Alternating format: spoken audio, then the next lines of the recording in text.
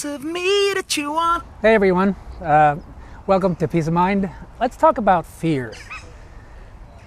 Fear is something that goes through all of everything. It's there for most people in various degree every day.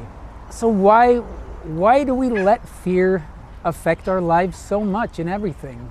We have this idea that if we don't adapt, that if we don't do what we're told, that if we are different, or if we're too loud or too quiet, or have the wrong clothes, or have the wrong sexuality, or the wrong hat, then there's going to be all these negative effects.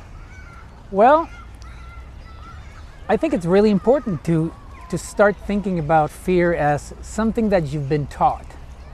The things you fear are not something that comes from you on a deeper instinctual kind of level.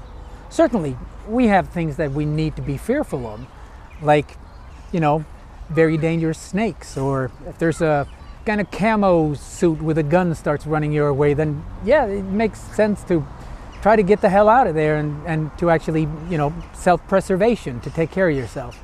But that's not really fear, that's really self-preservation. So what is fear? Well, when it comes down to it, fear is really just the distance between what you know and what you don't know. That's fear. It's lack of knowledge. It's ignorance. So fear is something that has been taught to you.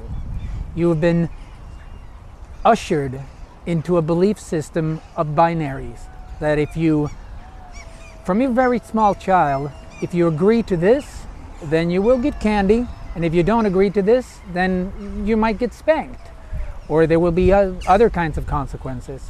When I was a very young boy, I was heading down a hill on my bicycle, and I was going that just tad too fast. But I was enjoying it, and it was thrilling, and I really, really felt that I was kind of on top of it, but not quite. And so this tingling sensation started in my body. I still didn't feel fear. A few moments later, as I was going even a little bit faster, and I was realizing that the gravel on the road wasn't quite stable. Now, here is where I first could grasp fear. In me, I could feel this entire sensation that I had not known before, and now I knew it. It was not that I was afraid of the ground. It was the fact that I knew that the ground might not hold me, and I did not know what was going to happen when my bike slipped from with under me and I plunged and plowed my knees and my elbows into the gravel. This had not happened yet. This was just a feeling. This was just fear. Over and over again in life, I've experienced this feeling, and I realized over the years that I don't have to feel fear. I have to be cautious and aware in my now. So if I'm aware and if I'm in my now, if I participate here and now in my real world, then I don't need to feel fear, ever. I can feel elements of fear, but it always comes back to, well, what is it that I'm not seeing here? What is it that I'm lacking? What in terms of knowledge is missing? So what I found more than anything in life is, don't fear, look for knowledge, learn.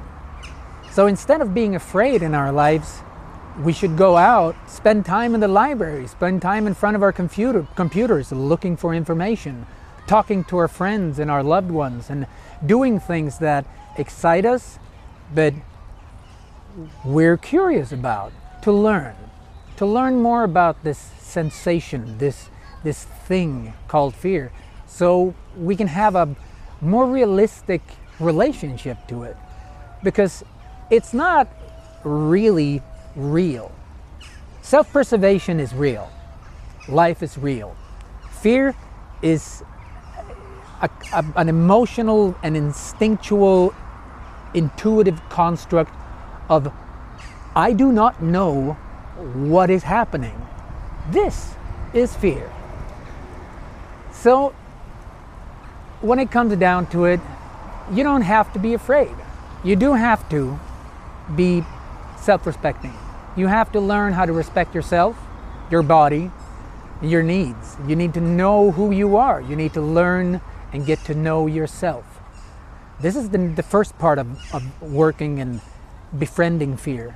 But you also have to learn to listen. You have to learn to understand by care, by feeling, by communication.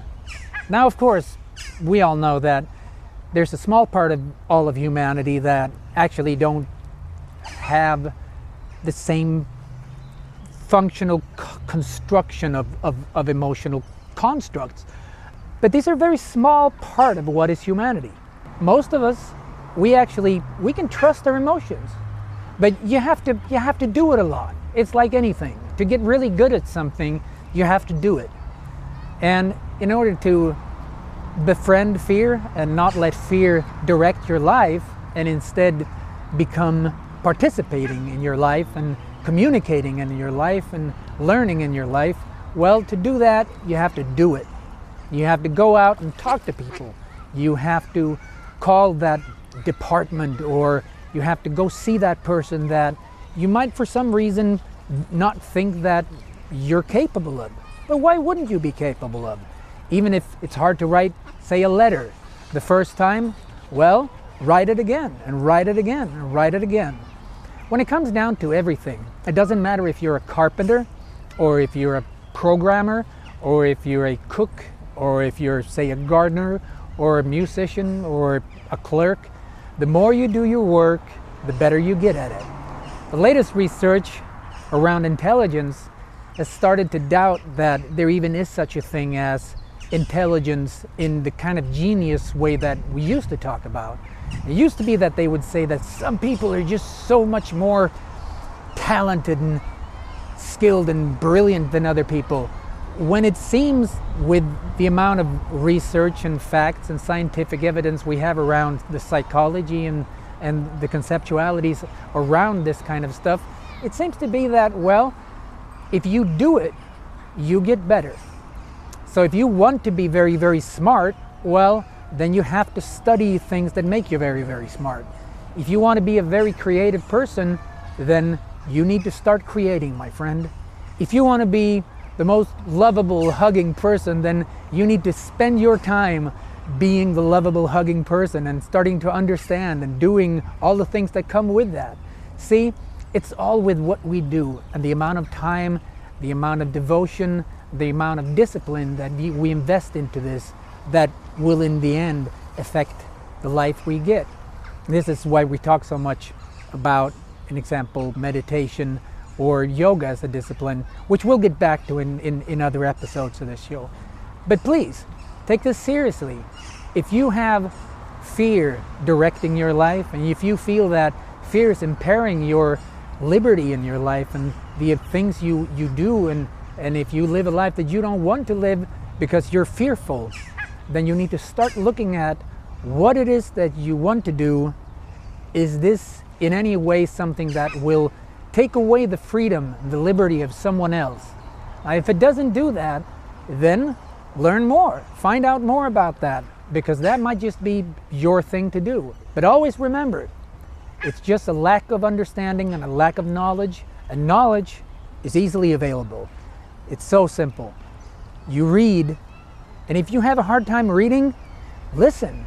Because today we live in a beautiful world where most of the books on this wonderful planet is available read in an audio format. Knowledge is golden, my friends. Knowledge is power. Knowledge truly is the cure to fear.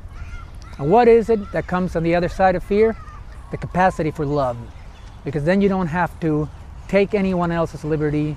You can actually trust that the consequences of what will happen are the natural consequences of whatever will happen, and trust that your fellow man and woman, or all that's in between, actually has the capacity to deal with what comes our way in life. We don't have to be afraid. We can get smart instead. Love is the way to do that. Take care. Now, press the like button, share. Glad to have you around. Alak Baba Sirishan Dirak. 'Cause you want